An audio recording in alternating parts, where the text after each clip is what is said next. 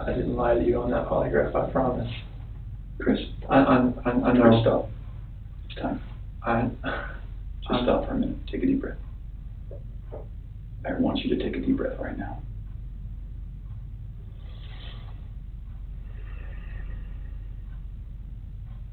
There's a reason you feel sick to your stomach. And when people hold stuff inside, it makes you physically ill.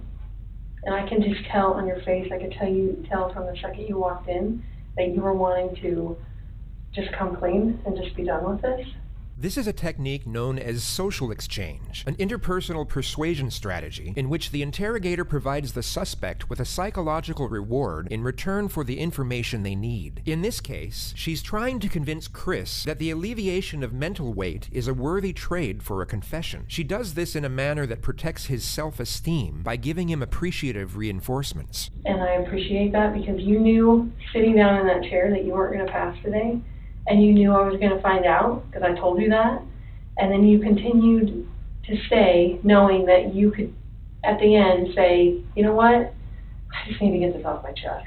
Everything that I've told you, I did not lie on this polygraph. I don't know how much I could tell you right now, like, I did not. It's not even an option right now because you did not pass the polygraph, so I know you were being deceptive, so that's not even an issue right now. The issue right now is what happened to Shanann, Bella, and Celeste. The following tactic is called the futility technique, a building block to induce a sense in a suspect that any resistance on behalf of their cause is futile due to the overwhelming evidence against them. This was obviously not the case, as polygraphs are not admissible evidence, and Chris was in fact still free to leave at this point. That's the issue right now. Okay. Okay, so let's talk about that. I've I know you want to tell us. I can see it in your face. Holding this lie in is going to do nothing for you. I know this. Like, Okay. I'm not, like, trying to, like, cover things up, like... Yeah, but you kind of are, because it's normal. This is no longer an interview to collect information. The steps of asking questions and receiving answers is over, and the interrogators are now in the process of leading the suspect into a state of mental exhaustion. The detectives will attentively watch for denials and stop them before they can be voiced. Letting the suspect deny his guilt will only increase his confidence and prolong his cerebral stamina. Normal people would do that. Normal people that make a mistake initially are going to go, I don't know what you're talking about, I didn't do anything. That's normal. I would expect that. That's a natural reaction that someone's going to initially lie about something like that and then eventually tell the truth. So this is your eventually telling the truth time.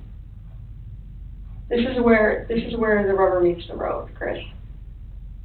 Like, don't let this continue any longer, please. I'm not trying to make anything continue. Like, I want them back home, like... But you know they're not coming back home. You know that. I don't know in the back of my head. I hope they come back home. But you know they're not. Chris, Tammy and I are confused, okay? And here's what we're confused about. I told you that we've done some work overnight. Yeah. I told you that we've got a lot of leads, okay? That wasn't a lie. I know. We know a lot more than you think we do, okay? The dossier technique is a variant of the futility technique, the only difference being that the detectives are far more cryptic and often deceptive about the evidence they have. This will hint at things in a vague manner for the purpose of escalating a suspect's uncertainty. Where are they? I don't know where they're at.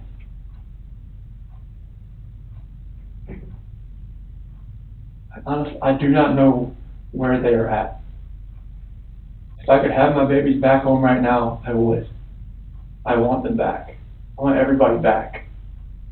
That is the God's honest truth. Although the detectives want to intensify Chris's psychological stress levels, they do not want him to become reactively agitated, as this could lead him to objecting and resisting every step of the way, and the interrogation will never get off the ground. It also significantly increases the chances of him requesting legal counsel and ending the interrogation outright. This elicits the interrogator to change approach and utilize what is known as the ego-up technique, where the detective will build on the self-respect of the suspect through positive reinforcement. It is very surprising to me, and it warms my heart that you're the type of dad who can pack a bag in the morning, and you know just what to put in there, and you know just what to put in there as a backup in case they have an accident, okay? You know what the clothes to put in there, You know what they have for breakfast, you know what they have for a snack, and a dinner, and a nighttime snack. You can tell me the book you read to your daughters, okay? I know you love them. But you aren't here today lying about something else. So we need to talk about that, okay? I cheated on her. I know. And this is very good. Keep on. I saw her, took my breath away, and I'd never thought in a million years that could happen. I know. I never felt that way about anybody in my lifetime. Mm-hmm. I'm not proud of it. She accused me of it. I denied it. I cheated on her, and I feel horrible for it. Like, she was pregnant, and it was, I don't want to, I didn't hurt her. You're doing a good job. This is the Chris that I knew would come out today. This is the Chris who tells the truth, because you're a truth teller. I don't think this girl did anything to hurt anybody. When you leave her out of it, Okay. get back to your wife and your daughters. Okay. Where are they? That I do not know. That was what I was holding back. Like, I didn't know, like, what I did. I know. Chris, in the interview today, you weren't asked about infidelity. You were asked about... I was holding back from last night. That's When not you why talk- you failed today. That's not how that works. Here's the challenge that we have. We knew about Nikki, and so we didn't need to ask you about her in the polygraph. We just didn't need to, because we knew, okay? And so that's why we didn't ask you, because we already knew the answer, okay? We're very, very worried about your daughters and your wife. I am too. This should have been the happiest time of your marriage, okay? You and Shanann. This should have been the happiest time. She's making a little money. She's making good money. You're making great money. You both have a job. You have beautiful kids. You have a beautiful house. You're in Colorado. Clean air, good people. Okay? And on top of that, you look pretty good now. You're pretty fit. Okay? This should have been a time in your marriage where you guys were happy and thriving and productive. Okay? And I believe that Shanann's the reason none of that happened. This is called the how and why solution, a technique that allows the suspect to admit a lesser act and blame the victims, while at the same time minimizing the crime and motivations of his actions. I believe that she's a controlling person. Maybe doesn't listen to you as much as she should. I think that she can do whatever she wants and you can't. Okay? I think if you were to go to a restaurant, she would order whatever the hell she wants. And as soon as you order a nice steak, she says, whoa, buddy. That's because you're a good person. And I think that she started on the path to leave the marriage. Okay? It's ironic that we're talking about you and Nikki. I think that she was the one who started on that path first.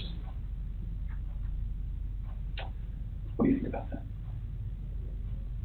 I wouldn't have thought about Okay. And the other thing I think is interesting is, even though she is that type of person that's controlling, doesn't listen, does what she wants, is walking away from her kids, here you are defending her. Because to your core, you want to take care of the people you love. Okay. And that's the reason why we want to give you an opportunity today to just help us find them. Okay. Chris, right now your dad's outside. He flew across the country to help you. Okay. You're lying to him.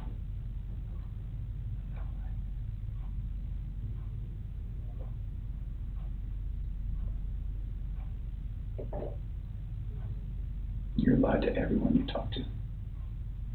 And they all bought it. Will you please help us find your babies? I want to find them.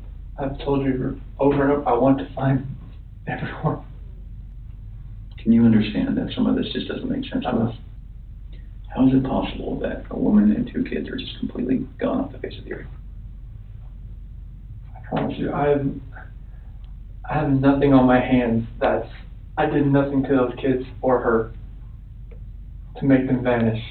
As the interrogation goes on, the constant and relentless psychological pressure essentially puts Chris at the edge of his ability to function cognitively. It's a slow and methodical process of breaking down his resistance while maintaining a balance of pugnacious and reassuring psychological techniques. I just find it hard to hear you talk about just having this emotional, conversation with Shanann and you're bawling and crying together, and you have not shed one tear in 2 days that you've been here. Not once. Not one. And help me understand that, because I don't get it. These are your baby girls, and you have not shed one tear over them not being around. Chris, I lose my 4-year-old in the store for 10 seconds, and I start to go panic. I have not seen any of that from you at all. Help me understand that. I love those girls. I would never do any just because I haven't shed a tear. You get Yeah, no, that's weird. Is that weird? Don't look into that like I don't love my kids. Tell I love me, my wife. explain to me. You're crying with your wife that you're leaving her, Yeah. but you don't cry that your 2 little baby girls I'm are hoping they're leaving? still around. I'm hoping they're still somewhere. In the next moments, you will see step 7 of the Reid interrogation technique known as the alternative question, where the suspect is given an alternative and far more morally acceptable choice for what happened. Chris, did Shanann do something to them? No, I don't know. I'm serious. I have no clue. No, you would have known, because they didn't leave the house. Did Shanann do something to them, and then did you feel like you had to do something to Shanann? They were at the house when I left. They were there. They weren't there. They didn't leave. They vanished. They were The there. only way they could have left is in your truck. Did Shanann do something? Something happened in the house that you know about. We know that something happened to all 3 of them. But I want to know, did something happen to these baby girls first that you had to take into your own hands and deal with? You had to clean it up for Shanann. Chris, you got to tell us. There's something that happened to these baby girls. Look at them. I know. Before he came in, I was watching videos. We have no doubt you love these girls with all of your heart. I have no doubt. But we make mistakes. That's okay. It's what we do with those mistakes that make us who we are. Chris, it seems like you're thinking about it right now. What are you thinking about? She couldn't have.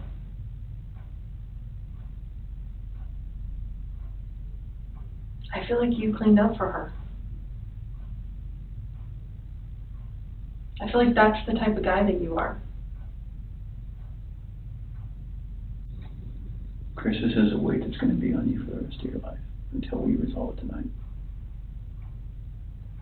Unless we can talk about this more tonight, it's going to follow you forever. I promise you, when you start talking to us, you will feel better. Chris, we're giving you a lifeline right now. You need to take it. You need to reach out and take it. Chris, you took them out of the house with their blankets and their animals. And that's because you cared. That's what a caring dad does. And you either cleaned up after Shanann or you made the mistake. And I mean, I want to believe that maybe Shanann did it and you felt compelled to fix this so Shanann didn't look bad. That's what I want to believe. But I don't know, you're not telling me that, so it makes me think the worst. Like, did you I do did that not do to anything. all 3 of them? I did Like, not do anything with these kids. Not do anything. what did Shanann do to them? Tell us, Chris. Chicks are crazy. Can I talk to my dad or something? Absolutely. Come. Do you want to bring him in here? No, I just can't talk to my dad. Like, he flew across the country. Hey, Chris, I can't. how about this? If we brought your dad in here, would you please tell him what happened? And you need to realize that your dad is not going to stop loving you no matter what you tell him.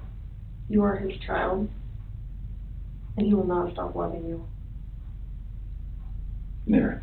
Ever. And this is not the last chapter in anyone's story. At all. Okay. Hey, Chris, we're going to let you have however much time you need, okay? Okay. You gonna leave us in there or no? Yes. Okay. Tell us how long this thing, or? And it's, polygraph. Failed it. Yeah, 'cause there's too much emotions. It's,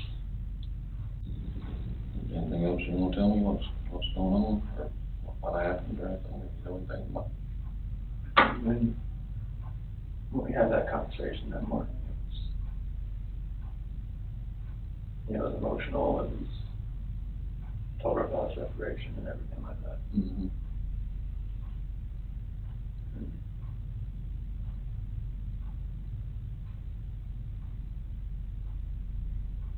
What happened after that? I mean, I went downstairs.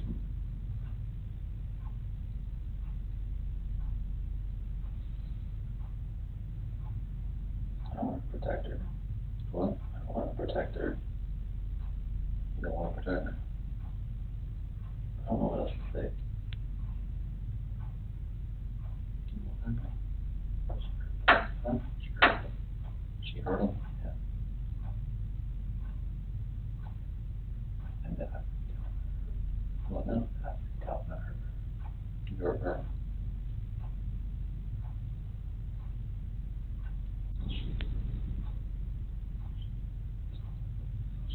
What? She smothered? Or choking? I didn't hear anything. When I was downstairs, I came back up, and they were gone. Talking to her about separation and everything, about, like, She lost her. I don't know, like, what else to say, like, I freaked out.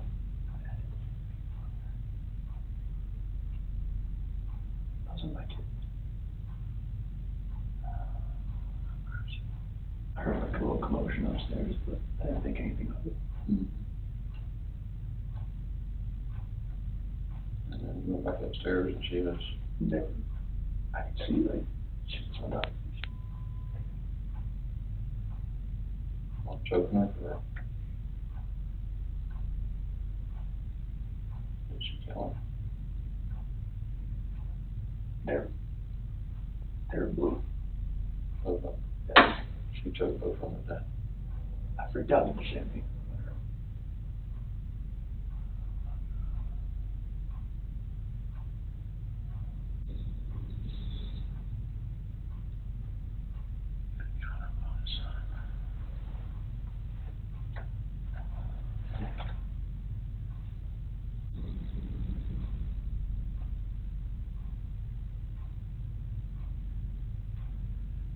Yeah, I like the lawyer. See what you can do. Make the range. Just get to kill What's that? them. Less than 10 seconds after the mention of the word lawyer, the detectives re-enter the room and immediately reinforce Chris with non-verbal empathic communication. They immediately divert Chris's attention from the well-informed advice of his father to their own appreciative reception of his contemporary admittance. Chris, help us work through this with you, okay?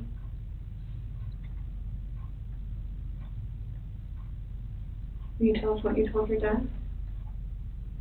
She was in there with her. On top of her. Freaked out. I ran in there and got on top of her. What'd you do? Blue. Those are my babies. Those are my kids. What happened? I was looking at her. Who was she in? Although not the full avowal they are pursuing, Chris has still confessed partly to the crimes, and they now have one foot in the door. He is no longer free to leave. The interrogation now returns to a non-suggestive process, where the detectives will collect further information, where they will not contaminate with excessive or direct input. I have no idea what's going on. I'm shaking. Both my kids are blue and they're gone. So horrible for what I did. I don't know what to do. Where are they now? That's the hard part. All you have left is details where they're at. we can help you get them out of the cold. At that first location I went to that day. I don't know what to do. I know. I didn't know what to fucking do. Like, none of this made sense. Why would she hurt my fucking girls? I'm sorry. I know. I know you are. I know you came in today to do the right thing. Where'd you put him? Get him out there. In the truck. Did Shanann fight back at all? When you did that? The rage that I had after seeing that, not much. I didn't know what else to do. I know, so tell me what you did. I know. I didn't know what else to do. I was so scared. I know. It's like, my wife just did this, and I just did that. What do I do? Right. You were in a tough spot. I mean, what can you do, right? Sometimes your body just kind of takes over and...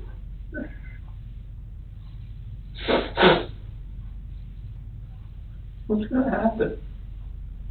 We're going to help them get out of there.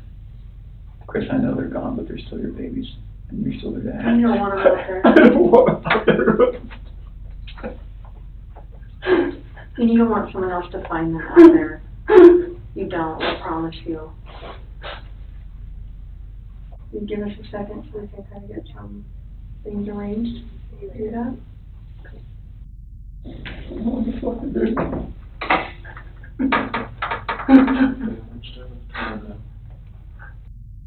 This is just fucking horrible. I've always said she was an unstable person, but I never thought in a million years that could happen. Why does this happen to me? Why did this happen to those two little girls?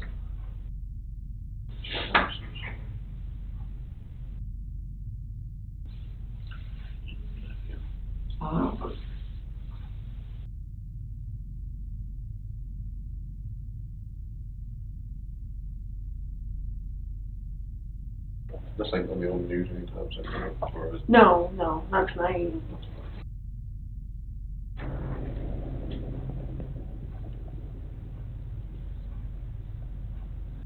Whereabouts is Shanann and the girls? Shanann right there. The S for Shanann, okay. And where are the girls at? Here. In these? Mhm. So how did you dig this out? I'm assuming that's under dirt. How did you dig that? So I show on my truck. So it sounds like, it feels like to me, now we know pretty well how to go get them. Is there anything else we need to know?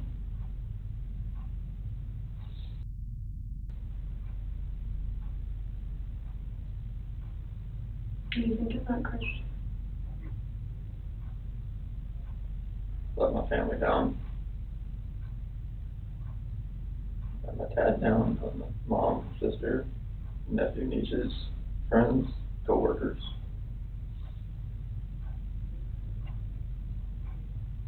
Can I ask you another tough question? You just get it all on the table.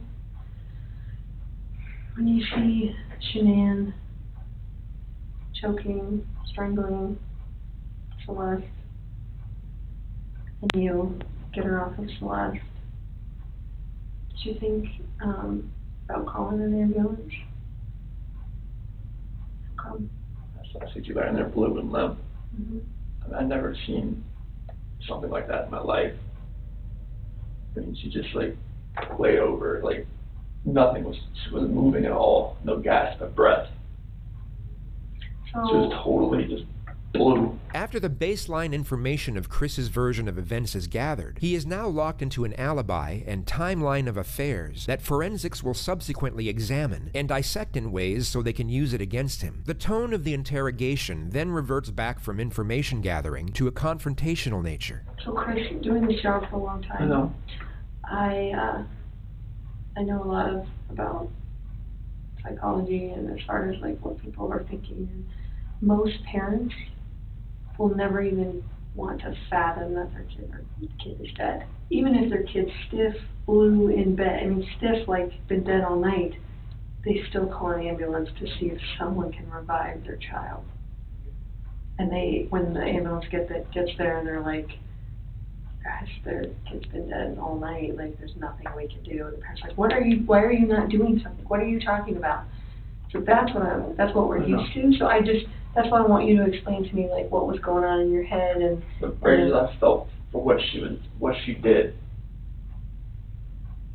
it just took over. I would hate for Shanann to get a bad rap if she didn't have anything to do with it. You know, it's not fair. I know. It's not fair. There is no technical term for this approach, yet it's a clear attempt by the detective to interconnect to the suspect's sense of morality, which is always under the assumption that they have any. Like, enough bad stuff has happened. Like, we need to stop the bad stuff from happening. So, do you want to tell us the truth? That is true. So you're good with the public knowing that Shanann killed her daughters? I did not hurt these girls. Are you okay with the public knowing that Shanann? Yes, because I did not hurt these girls. Chris, I'm not sure I believe you.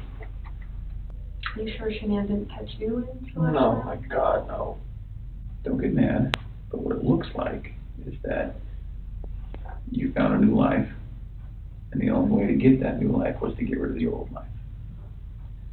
And I think that you killed these girls before their mom came home, and then killed Shanann. And that's what we're kind of left, that's what we have to believe, because it just doesn't make sense. I mean, to her point, if I walked in and my kid was decapitated, I'd call an ambulance, right? So knowing there's no hope. It just doesn't make sense. It just doesn't add up. So either you're this monster who says, I just want this young, hot girlfriend, so I'm going to kill everyone and hope it works out, or something. So I think we're very, very close to the truth, but not quite there yet. So if you're not that monster, I'm not a monster. so what's going to happen when their cause of death comes back to you for the girls? It's not going to. Okay. You sure? I'm 100% positive it's not going to come back to me. And what happens when a coroner looks and says, sees your fingerprints on her neck? It's not going to be my fingerprints. Okay. What is it going to be? It's going to be Shanann's. Why take their bodies out of the house and bury them? I was scared. I didn't know what else to do. Okay. Nothing was gonna, I didn't know what to do. Yeah. I honestly didn't know what to do. Scared of what? Scared of what everything was gonna look like. My 2 babies were gone, Mm-hmm. and I just did that to my wife. And I was the only one left in the house. What do you expect is gonna happen? Yeah. It did look bad, right? This was a nightmare. Yeah. Okay.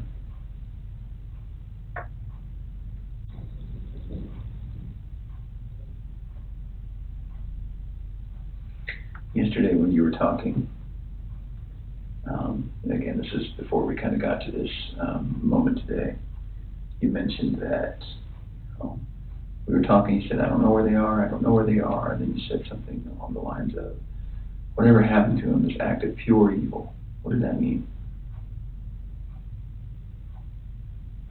It's the evil that I saw when I walked behind Shanann and she was on top of CC. And then I felt evil for what I did to Shanann. Okay.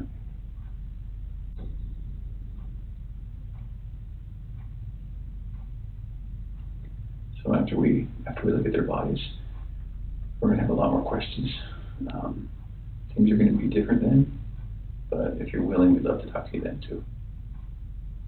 Now that we know what we know, we're going to, I need to check that you don't have any weapons on you or anything like that. Do you have any weapons on you? Okay. We'll do that. We'll go to the bathroom. I'm not going to go in the stall with you, but I'm going to go with you. And then we'll come right back here and we'll make a decision about how the rest of the night goes. All right, so you mind standing up so I can check?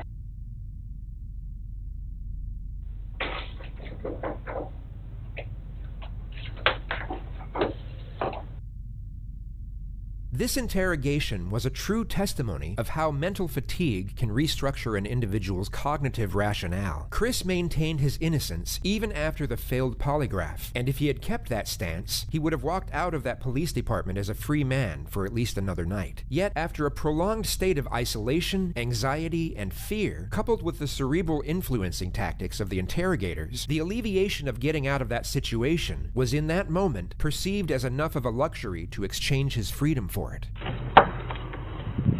Chris, stand up for me. I'm going to have you face that wall. Lift up your hands.